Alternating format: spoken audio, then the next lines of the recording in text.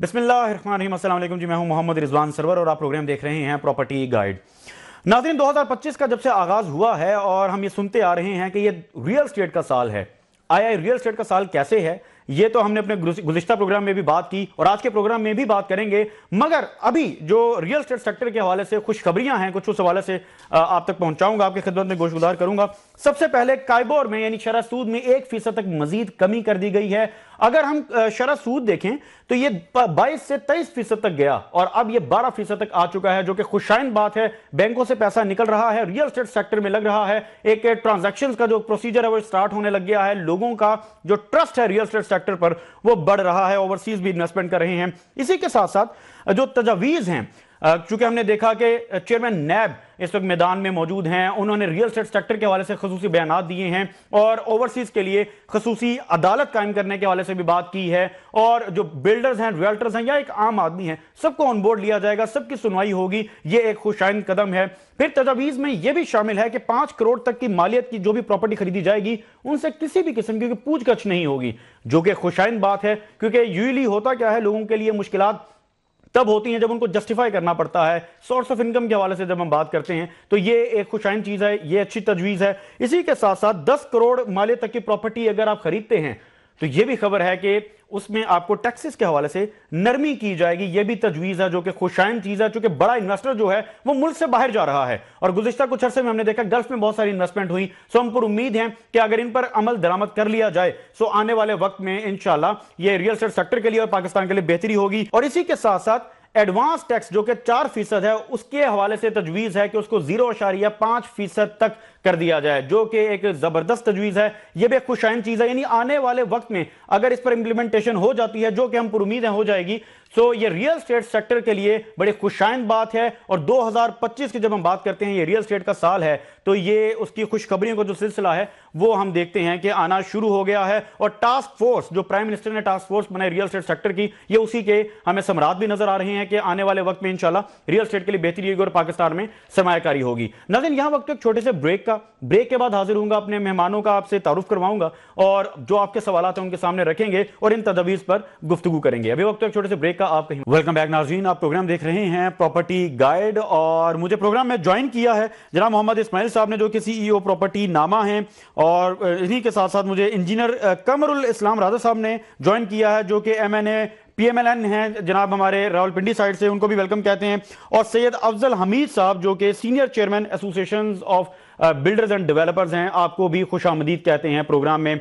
नाज़रीन, गुज़िश्ता हफ्ते में हमने देखा बहुत सारी रियल एस्टेट सेक्टर के हवाले से खबरें तो हैं, मगर आगाज करेंगे हम शरह सूद के हवाले से। इसमें 1% कमी की गई है और अगर हम ओवरऑल देखें तो लगभग 10% तक कमी हो चुकी है गुज़िश्ता कुछ अरसे में, जो कि यकीनन एक खुशाइंद चीज़ है। इसके बाद हम देखेंगे कि आने वाले वक्त में बैंकों से जब पैसा निकलेगा, और हम पूरी उम्मीद हैं कि ये जो पैसा है ये रियल एस्टेट सेक्टर में ही लगे। इस्माइल साहब, आपकी जानिब आऊंगा। बहुत सारी खबरें हैं गुज़िश्ता कुछ हफ्ते में रियल एस्टेट सेक्टर के लिए, जिसमें तजावीज़ भी बहुत सारी हैं और कुछ इंप्लीमेंटेशंस भी हैं। अब तजावीज़ पर देखना होगा इंप्लीमेंटेशन होती है, अमल दरामद होता है या नहीं। मगर जो एक अहम नुक्ता है वो ये है कि शरह सूद में हमने देखा कि 1% तक मजीद कमी कर दी गई है, जो कि यकीनन एक खुशाइंद चीज़ है। और गुज़िश्ता कुछ अरसे से ये 10% तक ये कमी कर दी गई है शरह सूद में। क्या समझते हैं जो बैंकों में पैसा पड़ा हुआ है वो अब रियल एस्टेट सेक्टर में आएगा? आप समझते हैं कि रियल एस्टेट सेक्टर के लिए वो राहें हमवार हैं? एक आम आदमी ट्रस्ट इस वक्त कर रहा है, हुकूमत साथ दे रही है कि वो जो पैसा है बैंकों से वो निकल के रियल एस्टेट सेक्टर में आएगा? बहुत शुक्रिया रिजवान भाई कि आपने मौका दिया न्यूज़ वन चैनल पे बोलने का जी। बिल्कुल, जो पिछले 2-3 साल थे रियल एस्टेट के लिए बहुत चैलेंजिंग और टफ थे। हुकूमत को तो ऑलमोस्ट 1 साल मुकम्मल हो गया, लेकिन पिछले 1 साल के अंदर रियल एस्टेट के अंदर कोई बेहतरी नजर नहीं आई। और जो एक नैरेटिव था कि प्राइम मिनिस्टर पाकिस्तान जो है वो रियल एस्टेट को पसंद नहीं करते, लेकिन वो नैरेटिव जनवरी 2025 जो है वो नया साल के साथ नई चीजें और नई कुछ हवाएं नजर आ रही हैं, जिसमें ये जो जनवरी 2025 है ये काफी पॉजिटिव रहा। इन टर्म्स ये कि ओवरऑल पिछले 4-5 महीनों से जो इंटरेस्ट रेट कम हुआ, इस महीने भी 13% से 12% पे आ गए, 1% मजीद कम हो गया और इंशाल्लाह 3 महीनों के अंदर ये सिंगल डिजिट पर आ जाएगा। उससे क्या हो रहा है कि 33 खरब रुपए पाकिस्तानी बैंक्स के अंदर जो सेविंग अकाउंट्स में पड़ा हुआ है वो मार्केट के अंदर आएगा।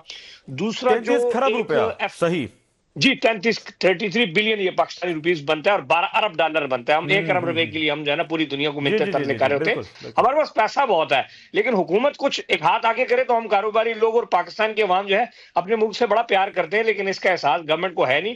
وہ جب ایک سٹیپ آگے بڑھیں گے تو ان کو یہ نظر آئے گا. دوسری بات یہ ہے کہ ابھی پہلے تو ایف بی آر بڑا سخت تھا, اپنی ایک انا میں تھا, ضد میں تھا, ریئل اسٹیٹ کے مخالف بہت ساری یہ جو ٹیکسز آئے اس سے لوگ بھاگے. لیکن پچھلے 2-3 مہینوں سے نظر آ رہا ہے کہ گورنمنٹ جو ہے وہ ریئل اسٹیٹ کو پازیٹیو لے رہی جی ہے. جی یہ دیر اس آئے دفعہ جو درست آئے, تجاویز آ رہی ہیں, ہاں دیر آئے درست جی آئے, مگر ریئل تجاویز جو اسٹیٹ آ کے رہی لیے ہیں وہ کام بھی ہو رہا ہے. ٹھیک آ رہی ہیں. ٹھیک ہے. بالکل تجاویز کے بھی اور بھی اب ورکنگ ہو رہی ہے. سب سے ابھی جو تجاویز یہ آ رہی ہے کہ 5 کروڑ روپے تک کی پراپرٹی کے اوپر پوچھ گچھ نہ کی جائے کہ ہاں ٹیکس ریٹرنز کے اندر یہ 5 کروڑ آپ کہاں سے لائے ہیں. ٹھیک ہے. سو پاکستان کے اندر دیکھیں 90% جو نان ڈاکومنٹڈ اکانومی ہے, جو کہ hundreds of trillions Pakistani rupees کے پاس بلیک ہے, وہ ریئل اسٹیٹ کے اندر وائٹ ہوگا, اور ساتھ گورنمنٹ کو فائدہ ہی ہوگا کہ گورنمنٹ اس کے اوپر تھوڑا سا ٹیکس لے لے گی. ایک آج جو یہ ایک سجیشن آئی ہے قائمہ کمیٹی کی طرف سے کہ ایڈوانس ٹیکس کو 4% سے کم کر کے 0.5% پہ کر دیا جائے, یہ ایک بہت بڑی انیشیٹو ہے. اس ٹھیک کے ہے. بعد 7E اسٹیٹمنٹ کے اوپر آ رہا ہے کہ 7E اسٹیٹمنٹ کو کم کریں. سو یہ بہت زبردست کچھ چیزیں ہیں. اگر ایف بی آر اس کو لے کے چلے گا تو انشاءاللہ 2025 پاکستان کی ریئل اسٹیٹ کے لیے اور ریئل اسٹیٹ سے الائڈ جتنی 44 انڈسٹریز ہیں اچھا اسماعیل اس کی صاحب, آپ نے یہ بھی دیکھا جس طرح بہتری کا ہم نے سال ہوگا. کائبور کی بھی بات کر لی, پھر اس کے بعد یہ تجاویز جس طرح فرما رہے ہیں کہ 5 کروڑ کے حوالے سے بات چل رہی ہے کہ 5 کروڑ کی انویسٹمنٹ تک پوچھا نہ جائے, اور اس کے ساتھ ساتھ یہ 0.5% پر. تو آپ کیا سمجھتے ہیں کہ یہ یقیناً جو ہم بات کرتے آئے ہیں کہ 2025 ریئل اسٹیٹ کا سال ہوگا, یہ اسی کی طرف یہ جو قدم اٹھائے جا رہے ہیں؟ دیکھیں جی, پہلے نا گورنمنٹ نے اپنی تگو دو اور تھوڑا سا وہ جو کہتے ہیں نا زور لگا لیا کہ ہم اس ملک کو سیدھا کرنے کا کریں ٹھیک گے, ہے. لیکن ان کی جو ریئل عوام کی سجیشنز تھی, جو ریئلٹرز کی سجیشن تھی, جو گراؤنڈ کے اوپر بیٹھا بزنس مین کی سجیشنز تھی, اس کو کوئی نہیں مان رہا تھا. ٹھیک ہے. لیکن ابھی یہ ہے کہ پرائم منسٹر صاحب ٹاسک فورس بھی بنی, اور اس کے علاوہ ایف بی آر میں بھی جب ہم لوگ یا کہیں آپ کے توسط سے جو پیغامات بھجواتے ہیں SIFC کو, آرمی چیف کو, تمام مقتدرہ کو, اب یہ ہے کہ وہ ایک تھوڑی سی سنجیدگی ظاہر کر رہے ہیں, جس کی ٹھیک وجہ ہے. سے یہ ہے کہ اوورآل ابھی بھی اس سب سے زیادہ ریئل اسٹیٹ کی ٹرانزیکشن پچھلے 2 سالوں میں اس جنوری میں سب سے زیادہ ہوئی ہیں آن گراؤنڈ پراپرٹیز کی, ریڈی پراپرٹیز کی.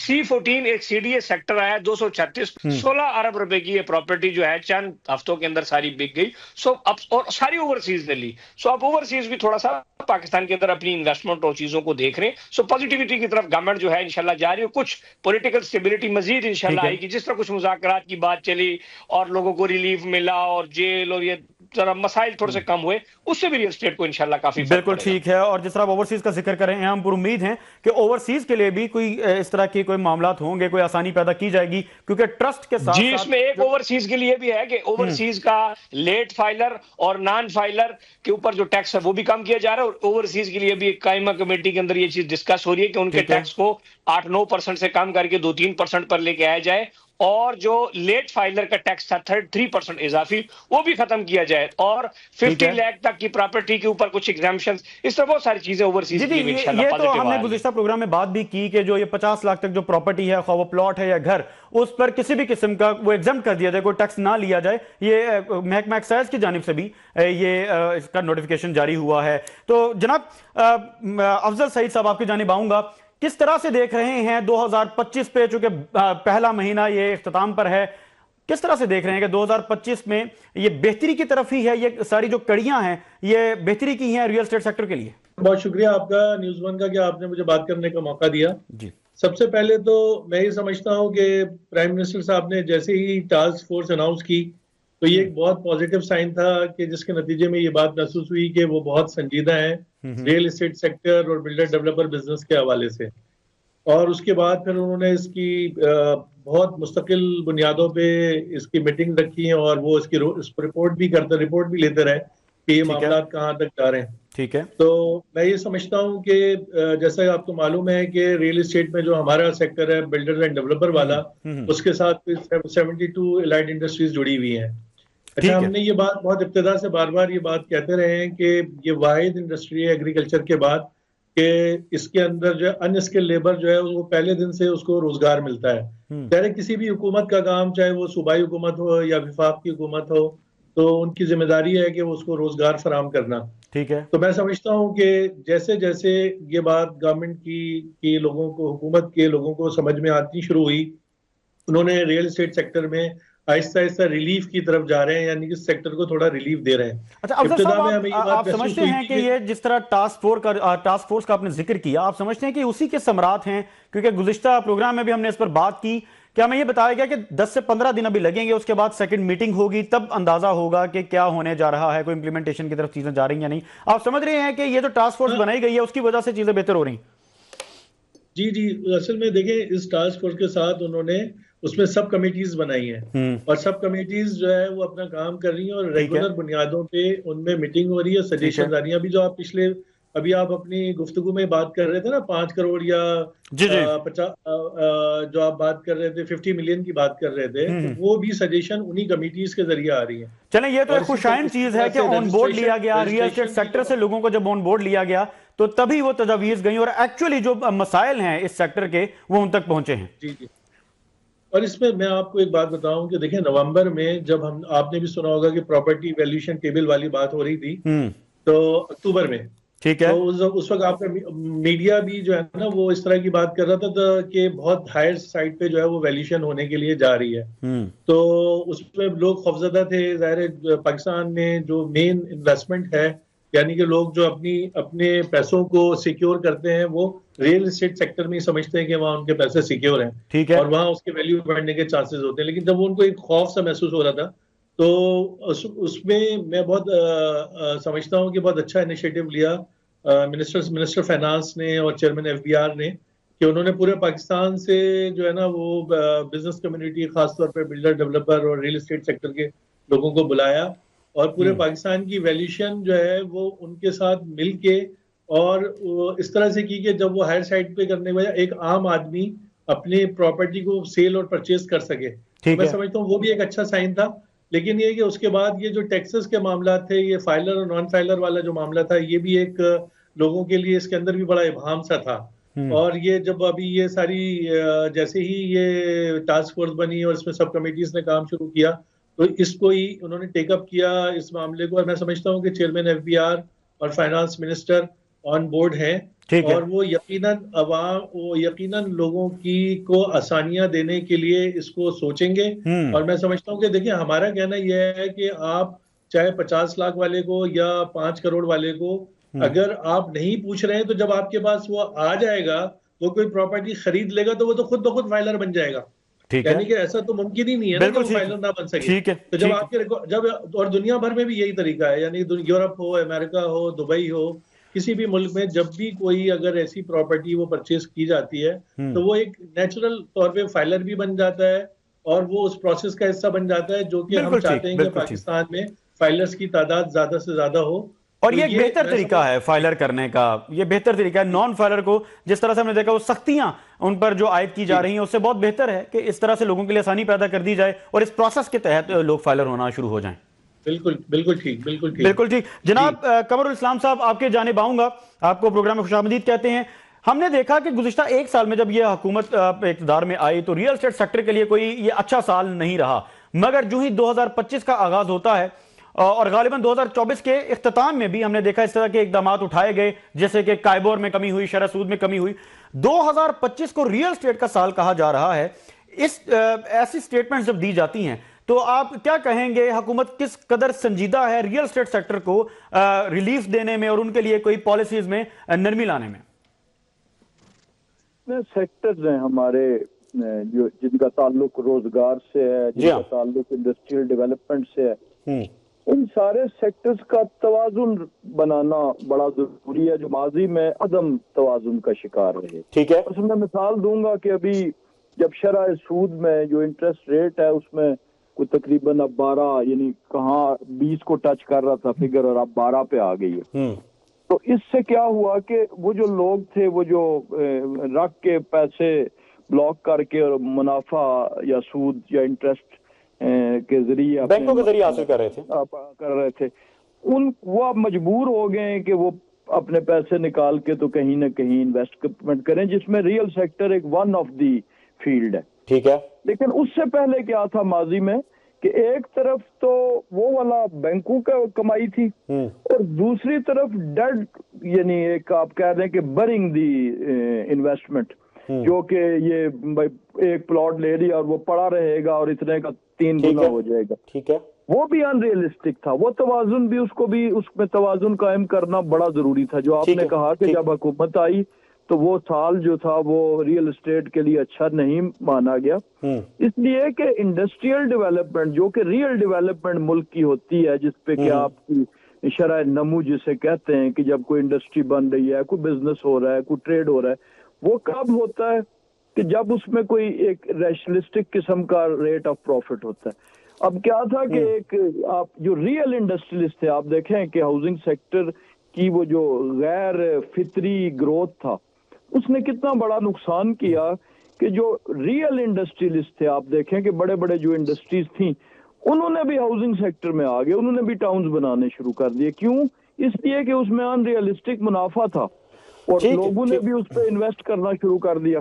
اب یہ جو تینوں چیزوں کا توازن ہے, شرح سود کا اور یہ جو انسینٹیوز ابھی حکومت لے رہی ہے, جس سے کہ آپ کا construction sector, housing sector, real estate sector یہ دوبارہ توازن کی طرف آئے گا. تو اب یہ توازن انشاءاللہ 25 آپ نے درست فرمایا کہ یہ ریئل اسٹیٹ کے لیے اچھا سا. اچھا قمر صاحب, اس کے برعکس ہم یہ بھی بات جب کرتے ہیں انڈسٹریز کی, جب ہم بات کرتے ہیں اور ریئل اسٹیٹ سیکٹر کو, چونکہ یہ ایک طرح سے کمپیریزن ہے نہیں, کیونکہ ان دا اینڈ ہم دیکھتے ہیں ہمارے پورے ملک میں ہی کسی ایک صوبے کسی ایک شہر کی بات نہیں ہے, گھروں کا بہت بڑا شارٹ فال ہے.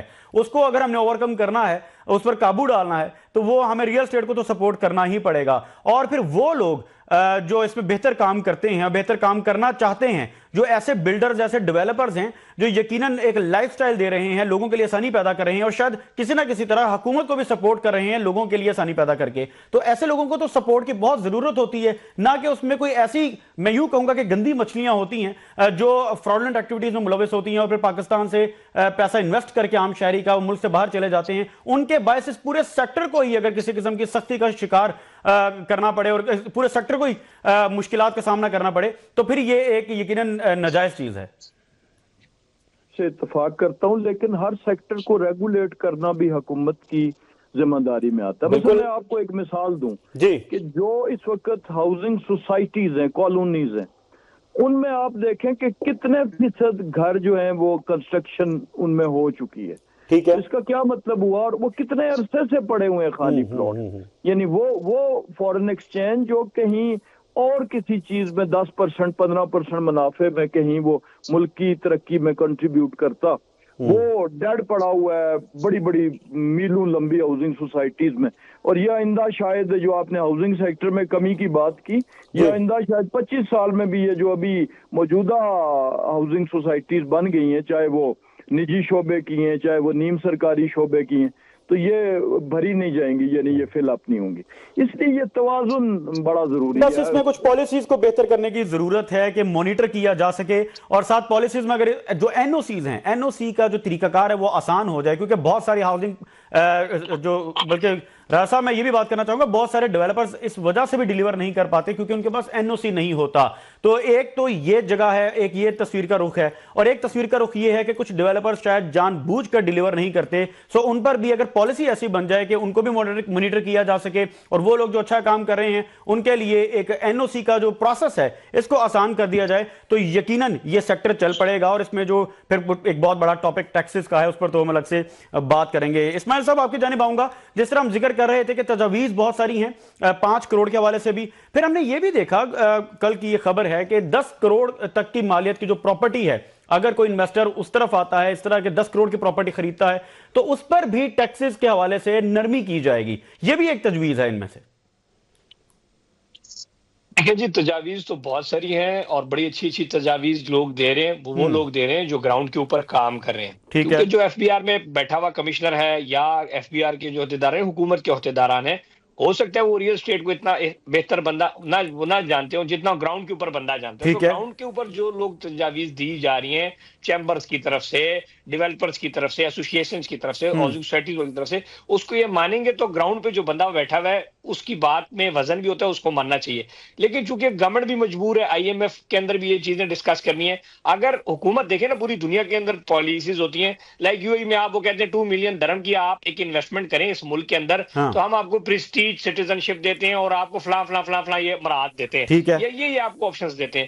سو پاکستان کے اندر بھی جیسے SIFC chief of army staff وزیر اعظم صاحب اس کے ہیڈ ہیں کہ اسپیشل انویسٹمنٹ فیسلٹیشن کونسل بنی کہ اور باہر سے جو لوگ آ رہے ہیں ان کو ایک شیلٹر کے تحت تحفظ دیا جاتا ہے. اس طرح پاکستان کے اندر جب لوکل بندے کو تحفظ نہیں ملے گا تب تک یہ سسٹم آگے نہیں چلے گا. ہوتا گیا 10 کروڑ کا بندہ پلاٹ لیتا ہے, 10 کروڑ روپے کے اوپر بلڈنگ بناتا ہے, اس ٹائم کوئی نہیں روکتا. اس کے بعد ایک انسپیکٹر 2 گریڈ کا 5 گریڈ کا کوئی افسر آتا ہے اور وہ آپ کی بلڈنگ گرا کے چلے جاتا ہے, 20 کروڑ روپے آپ کا ضائع ہو جاتا ہے. آپ سیم انڈسٹریز لگائیں, ایک انوائرمنٹ کا انسپیکٹر آ کے آپ کی انوائرمنٹ, ہر ادارہ اس میں لگا ہوا ہے کہ یار انڈسٹری کو بند کیسے کیا جائے, فلانے کا کام کیسے بند کیا جائے, فلانے کا گھر میں کیا نقص نکالا جائے یا بلڈنگ میں تاکہ میں اس کو گرا دوں. سو جب تک ایک شیلٹر نہیں ہوگا SIFC جیسا ایک شیلٹر لوکل پاکستان کے انویسٹرز کے لیے, بے شک ان پہ سلیب رکھ دیں کہ یار جو $1 ملین کی پروفائل کی انویسٹمنٹ پاکستان میں کرے گا, چیف آف آرمی اسٹاف اور وزیر اعظم ان کے ذمہ دار ہوں گے. جس طرح انٹرنیشنل ان کو دے رہے ہیں, تحفظ دے رہے ہیں, 1 ونڈو آپریشن. یہ نہیں کہ آپ نے ڈیولپمنٹ اتھارٹیز کے پاس جانا ہے, کمشنر کے پاس جانا ہے, ایک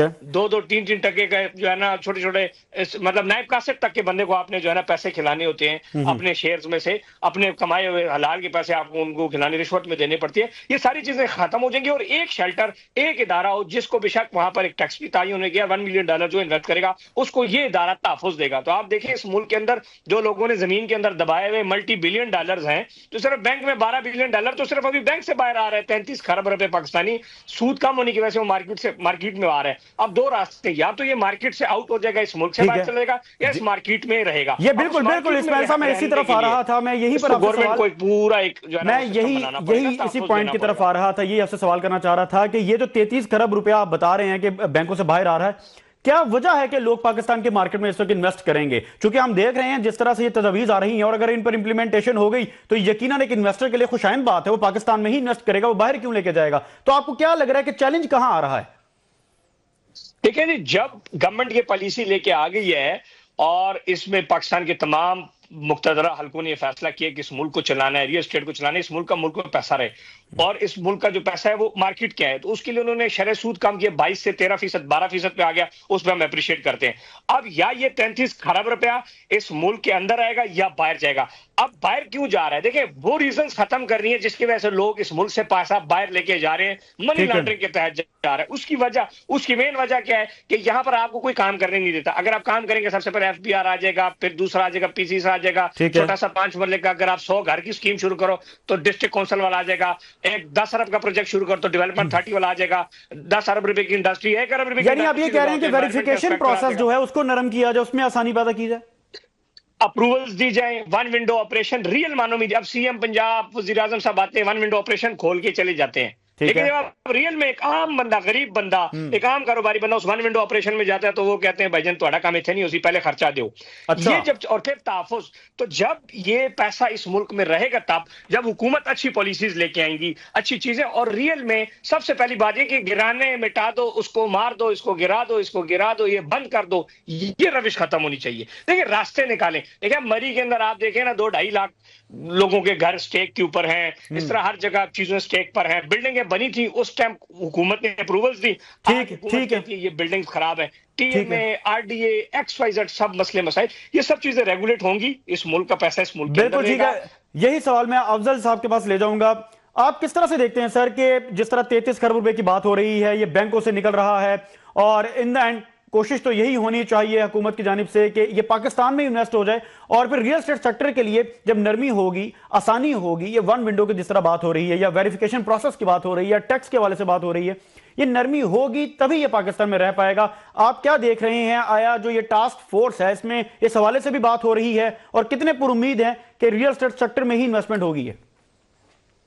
دیکھیں اس میں تو کوئی دو رائے نہیں ہے کہ بزنس کرنے والے کو, کاروباری آدمی کو ایزی ڈوئنگ بزنس یعنی کاروبار میں آسانیاں پیدا کرنا یہ حکومت کا کام ہے. ٹھیک ہے. اچھا, اسی کے ذریعے عام آدمی تک چیزیں جاتی ہیں. اب ہمارے ایک دوسرے ساتھی جو بات کر رہے تھے ڈیولپر بزنس کے حوالے سے بھی, دیکھیں ریگولیٹ کرنے میں ایک اور بھی بات, ابھی ہم یہاں سے پیسے باہر لے جانے کی بات کر رہے ہیں کہ یہ جو 33 کھرب روپے پاکستان سے باہر نہ جائیں. میں اس سے آگے بڑھ کے بات کرتا ہوں کہ اگر ہماری انڈسٹری کو ریگولیٹ کیا جائے گا اور ریگولیٹ ہوتی رہے گی گریجولی, تو جو پیسہ یا باہر سے بھی آ سکتا ہے. بالکل بالکل بالکل اپنی جگہ موجود ہے کہ اسے اس طرح سے ریگولیٹ نہیں ہوتا جیسا کہ ریگولیٹ ہونا چاہیے انڈسٹری کو, کنسٹرکشن انڈسٹری کو. اور اس کی 2-3 وجوہات ہیں, یعنی کہ لوپ ہولز جو ہے نا ہمارے اداروں کے اندر لوپ ہولز بہت زیادہ ہیں. پھر دیکھیں ابھی ہمارے ایک ساتھی بات کر رہے تھے کہ فائلیں اور کیا کہتے ہیں ڈیولپر بزنس کے حوالے سے, اس میں ایک بڑی ذمہ داری اگر میں پنجاب کے حوالے سے بات کروں تو ایل ڈی اے اور آر ڈی اے کی ہے, یعنی کہ لاہور ڈیولپمنٹ اتھارٹی اور راولپنڈی ڈیولپمنٹ اتھارٹیز.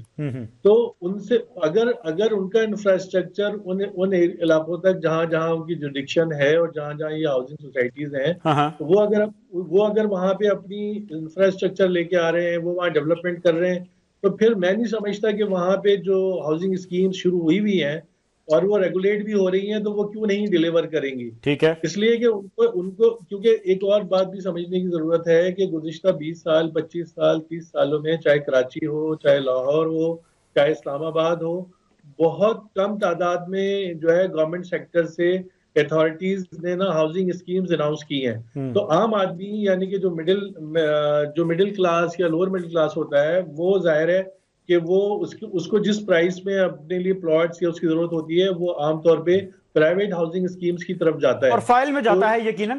اچھا افضل صاحب, اس میں بیسیکلی ان کا ہم تو ڈسکریج کرتے ہیں, ہم تو اس کو as a developer as a builder ہم ڈسکریج کرتے ہیں. اس لیے کسی بھی ہاؤسنگ اسکیم میں جب کنسٹرکشن ہوگی نا, تو جب کنسٹرکشن ہوگی تو اس کی ویلیو ایڈیشن ہوگی, اور ویلیو ایڈیشن بغیر یعنی کہ خالی اگر زمین ایسی پڑی ہوئی ہے اور انفراسٹرکچر نہیں ہے, ڈیولپ نہیں ہوئی, تو ویلیو ایڈیشن نہیں ہوگا. اچھا افضل صاحب, ان کا بیسیکلی کنسرن یہ تھا کہ جس طرح آپ نے پچھلے کوسچن میں یہ بتایا کہ اس کے جواب میں کہ جب پراپرٹی کوئی خریدے گا تو وہ آلریڈی فائلر ہو جائے گا, یعنی ریکارڈ میں آ جائے گا. تو ان کا کہنا یہ تھا کہ جب کوئی فائل خریدے گا تو ریکارڈ میں نہیں آتا. اس کا کیا جواب دیں؟ ایک بات اور کہنا چاہتا ہوں کہ دبئی ہو تو دبئی چونکہ ہمارے لیے زیادہ آسان ہوتا ہے سمجھنے کے لیے, تو دبئی کی جو میجر انویسٹمنٹ دنیا بھر سے آتی ہے نا, وہ ریل اسٹیٹ سیکٹر میں آتی ہے, یہ آپ کو بھی معلوم ہے. ٹھیک ہے, اور وہاں کا انفراسٹرکچر جو اس کی بیس ہی ریل اسٹیٹ ہی اس کی بیس ہے.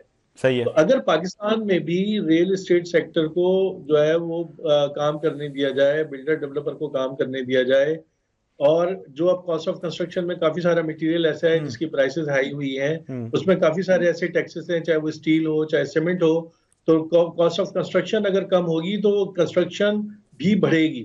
تو میں سمجھتا ہوں کہ لوگوں کا رجحان بنے گا. اچھا, اوورسیز پاکستانی بھی پاکستان میں ریل اسٹیٹ سیکٹر میں انویسٹمنٹ کر رہے ہیں, یہ بات آپ کی بھی نالج میں ہے اور ہم بھی دیکھ رہے ہیں, اور یہ نمبرز بھی یہ بتا رہے ہیں. اچھا, ایک اور بات سمجھنے کی بہت ضرورت ہے کہ ہمارا جو انٹرسٹ ریٹ کم ہو رہا ہے نا, اس کی ایک بڑی وجہ انفلیشن کے کم ہونے کی وجہ ہے. کہ انفلیشن ہماری کیونکہ سنگل ڈیجٹ میں آ رہی ہے, تو اس کی وجہ سے ہمارا انٹرسٹ ریٹ بھی کم ہو رہا ہے, اور یقیناً یہ ایک بہت اچھا سائن ہے. اور صرف میں جو سمجھتا ہوں جو مجھے فرق نظر آتا ہے وہ یہ ہے کہ دیکھیں گڈ گورننس کی ہمیں کمی نظر آتی ہے. اچھا, حکومتوں کا کام جو ہے وہ گڈ گورننس ہے. اگر ڈسٹرکٹ کی سطح پہ اگر یہ گڈ گورننس ہو تو یہ چیزیں بہت اور زیادہ بہتر ہو سکتی ہیں. ہمیں چاہیے کہ حکومت کی ذمہ داری ہے کہ وہ اپنی گڈ گورننس جو ہے نا وہ لے کر آئے اور گریجولی جو ہے نا وہ چیزوں کو بہتر کرے. تو میں نہیں سمجھتا. اچھا, میں ایک اور بھی بات کرتا ہوں کہ یہ بہت اچھا فیصلہ چونکہ ٹاسک فورس کی وجہ سے یہ مطلب ہم جب یہ جا کے بات جو ہے نا وہ چیئرمین ایف بی آر سے کرتے تھے, یا ہم کوئی بات منسٹر صاحب سے منسٹر فائنانس سے کرتے تھے, تو وہ بات اس طرح براز جو ہے نا پرائم منسٹر صاحب تک نہیں جا رہی تھی. ٹھیک ہے, لیکن جب ٹاسک فورس بننے کے بعد اب وہ ساری جو ہماری تجاویز ہیں, جو باتیں ہم ان کو, اچھا ہماری تجاویز کا مطلب یہ نہیں ہوتا کہ ہمیں اپنی ذات یا ہمیں اپنے ریل اسٹیٹ سیکٹر کے حوالے سے جو تجاویز ہیں, بالکل ہم سے ظاہر ایک عام آدمی جڑا ہوا ہے. بالکل ایسے ہی عام شہری ہمارے کاروبار سے جڑا ہوا ہے, ایک عام شہری جڑا ہوا ہے, ایک بلڈر جڑا ہوا ہے, ایک ڈیولپر جڑا ہوا ہے آپ سے. جی ہاں, میں نے کہا ایک عام شہری, ایک بلڈر, ایک ڈیولپر, ایک ریئلٹر, وہ آپ کے ساتھ جڑے ہوئے ہیں لوگ, سب کے آپ نے نمائندگی کرنی ہے. جی, ہم ان کی بات کر رہے ہوتے ہیں. بالکل ٹھیک ہے. بالکل ٹھیک. ناظرین, یہاں وقت ہوا ایک چھوٹے سے بریک کا. بریک کے بعد حاضر ہوتے ہیں اور گفتگو کا سلسلہ یہیں سے انشاءاللہ جاری رہے گا. ویلکم بیک ناظرین, آپ پروگرام دیکھ رہے ہیں پراپرٹی گائیڈ, اور گفتگو کا سلسلہ وہیں سے شروع کرتے ہیں. جناب اسماعیل صاحب, آپ کی جانب آؤں گا. یہ اوورسیز کا جو کہ خاص طور پر ہم اپنے پروگرام میں بات کرتے ہیں, اوورسیز کے حوالے سے آپ کیا سمجھتے ہیں؟ آپ کا انٹریکشن بھی رہتا ہے اوورسیز کے ساتھ.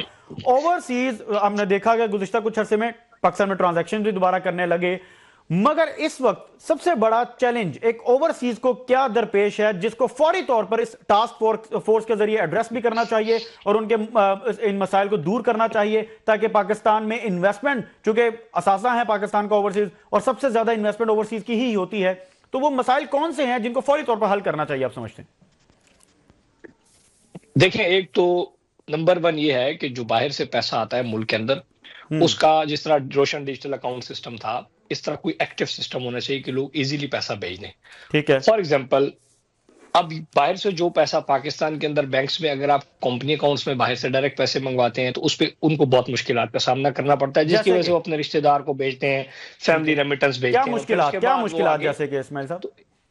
एक ये हो गया। दूसरी मुश्किलात, मेन चीज ये है कि पाकिस्तान के अंदर एक जिन लोगों ने इन्वेस्ट किया हुआ है, उस टाइम वो सारी चीजें ठीक थी, गवर्नमेंट की तरफ से कोई मसले नहीं थे। अच्छा। आज लोगों ने उसमें पैसा लगाया हुआ है और आज गवर्नमेंट कहती है यार ये चीज तो ऐसे नहीं थी, तो ऐसी थी। अब उनको रास्ता देना चाहिए कि अब आप बजाय आपकी बिल्डिंग या बजाय गिराने के, बजाय तोड़ फोड़ के, यार आपको रेगुलेट हम करते हैं, आप इतने इतने डेवलपर्स को कहें। देखिए, जब डेवलपर मुतासर होगा तो कस्टमर मुतासर होगा। कस्टमर कौन है? मैक्सिमम ओवरसीज है। ठीक है। तीसरी बात यह है कि टैक्स रिलीफ दिए जाए बिलखुसूस ओवरसीज पाकिस्तानियों ठीक है। क्या आप जितनी मर्जी की प्रॉपर्टी लें, सीधा उसके ऊपर लगाने के, आप ओवरसीज हैं, आपके पास नए कॉप है, ठक करके भाईजान आपका कोई टैक्स नहीं है, इतना सा बस आप टैक्स। अच्छा। आपका ज़र मुबादला भी आएगा, डॉलर का रेट भी बेहतर होगा।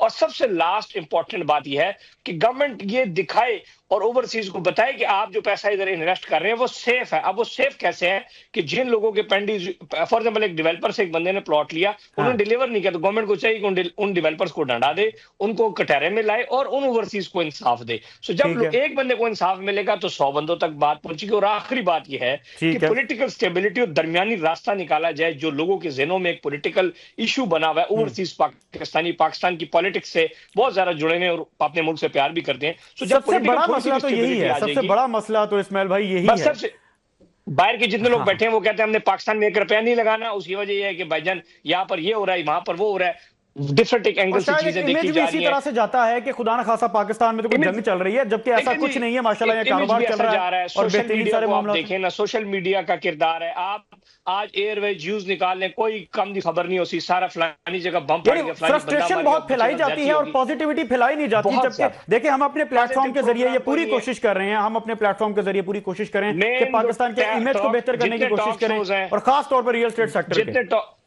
बिल्कुल, जितने आप पूरी रात के टॉक साल के सारे 99% टॉक शोज में ये डिस्कस होता है, खान साहब जेल से कब बाहर आएंगे, कल कौन सी तारीख थी, क्या हुआ, किस तरह हुआ। अब ये चीजें डिस्कस हो रही होती हैं। तो जब पॉजिटिव डिस्कस होगी, पॉजिटिव लोगों को आगे नहीं लेके आया जाएगा, तो तब तक कैसे एक बाहर हमारा पॉजिटिव इमेज जाएगा। और खास तौर पर ये आपकी, हमारी, हम सबकी जिम्मेदारी बनती है कि हम पाकिस्तान के पॉजिटिव इमेज को दिखाएं और इस चीज को फैलाएं, ना कि इस चीज को कि यहाँ पर जो फ्रस्ट्रेशन है और किसी किस्म ये जो खास तौर पर सियासी मसाइल हैं और खबरें ही यही ओवरऑल।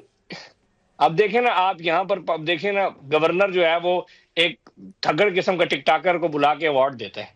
अब भाई उसने क्या कारनामा दिया? ये हमारे मुल्क के बाहर लोगों को वो जा रहा है कि हमने, हमारे मुल्क में क्या हो रहा है। जब आप पॉजिटिव लोगों को आगे लेके आए, उनको आगे लेके आए, उनको अप्रिशिएट करें, जो इस मुल्क के लिए पॉजिटिव बात करें, तो यकीन करें उनको हौसला मिलेगा। हमें गवर्नमेंट से कोई पैसा नहीं चाहिए, हमें गवर्नमेंट से सिर्फ एक थपकी चाहिए कि बेटा लगे रहो, हम आपके साथ हैं। आप देखें कि हम अगर हम 100 की स्पीड से भाग रहे हैं तो इंशाल्लाह हम 300 की स्पीड से भागेंगे, स्पीड लिमिट भी क्रॉस कर देंगे। इतना हमारे अंदर जज्बा है, अपने मुल्क से प्यार है, हम मुल्क से। और मैं हर बात वीडियोज में मैं पैगाम भी भेजता हूँ, हर जगह बात करता हूँ कि सर हम इस मुल्क के मुखलिस तरीन लोग हैं जो इस मुल्क में आज भी बैठ के काम कर रहे हैं। अदरवाइज हमारे पास बाहर भी ऑप्शंस हैं, हमारे बाहर भी कारोबार हैं, हम यूएई में भी काम कर रहे हैं, पाकिस्तान में भी काम कर रहे हैं, हम एक सेकंड में बाहर भी जा सकते हैं। लेकिन हम 90% अपना जोर, अपनी जान, अपना माल, अपना धन इस मुल्क के अंदर लगा रहे हैं ताकि एम्प्लॉयमेंट क्रिएट हो, ताकि इस मुल्क के अंदर। लेकिन इस किस्म की चीजों को सराहना चाहिए। बिल्कुल ठीक है, बिल्कुल ठीक है। देखें, मुल्क ने आपको इज्जत दी है, आपने मुल्क को इज्जत देनी है, और जो रियल एस्टेट सेक्टर के जो डेवलपर्स हैं खास तौर पे,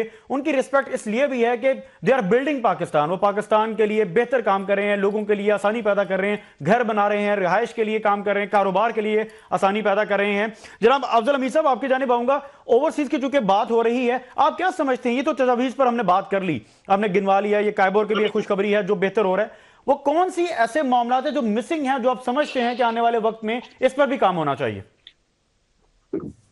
دیکھیں میں نے جیسے آپ کو پہلے کہا کہ ہمارے یہاں ایک جو اگر ریگولیٹ ہو نا، جیسے میں نے آپ کو پہلے بتایا کہ اگر یہ ریگولیٹ ہو، جیسے دنیا بھر میں دبئی میں بھی ہے اور دنیا میں بھی ہے، پھر آپ سنتے ہوں گے کہ ڈیجیٹائز ہونا، یعنی کہ اگر میں نے کوئی پلاٹ، گھر، اپارٹمنٹ بینگلور خریدا ہے تو میں باہر سے بیٹھ کے جو ہے نا میرے پاس فائل، مطلب مجھے یہ یقین ہو، اب میں اس کی نمائندگی کر رہا ہوں، اوورسیز کی نمائندگی کر رہا ہوں، جو بات آپ کو بتا، مجھے یہ یقین ہو کہ میرے پلاٹ پہ قبضہ نہیں ہوگا، ٹھیک ہے، میری فائل جو ہے نا کوئی 2 نمبر کوئی دوسری فائل نہیں بنا سکتا، ٹھیک ہے. تو یہ جو ہم بات کر رہے ہیں ڈیجیٹائز ہونے کی، کہ یعنی کہ وہ اگر L D A R D A ہمارا کراچی ایم ڈی اے، اگر وہ فائلیں ڈیجیٹائز ہو جائیں، لوگوں کو وہاں بیٹھے ہوئے وہ اپنا وہاں پہ کھولیں تو ان کے پاس سامنے اپنی پوری فائل موجود ہو، ٹھیک ہے. تو یہ اس طرح کے یعنی کہ جو اپنا ٹیکنالوجی کا کام ہے نا، یعنی کہ جیسے ٹیکنالوجی کے ذریعے چیزوں کو اپڈیٹ کرنا، افضل صاحب اس میں تو ڈیولپرز کی بھی ذمہ داری بنتی ہے نا.